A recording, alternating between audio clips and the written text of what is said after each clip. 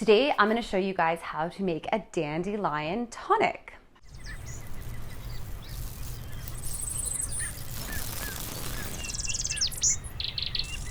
As I'm sure you might have noticed, the dandelions are in full bloom right now. And not only are they forage for the bees, but they are also medicinal plants.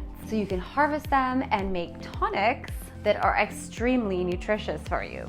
Today, I'm going to show you guys how to do that. So first what I do is I go around the yard and I pull all the heads off of the dandelions. This will help prevent them from going to seed and spreading, but also we're going to use those highly nutritious flowers to make a medicinal tonic. I will also cut some of the dandelion leaves and throw those in there as well. Next, you're gonna wash everything really well. I like to make sure that all the dirt and the bugs are off, but also I have a dog, so I definitely wanna make sure that I'm washing my dandelions before I use them.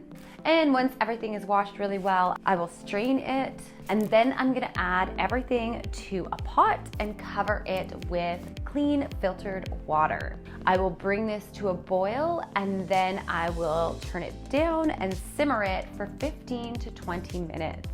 After that, I will strain the material and be left over with this delicious nutritional tonic. I will keep it in mason jars in the fridge, and I will either drink it warm as a tea or a nice cooled beverage. I have also used the cool tonic water to water my plants with because it's full of vitamins and minerals.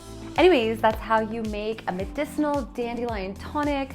Please don't spray these beautiful plants with toxic chemicals that will leach into our water supply. Instead, leave them for the bees or harvest them for yourself.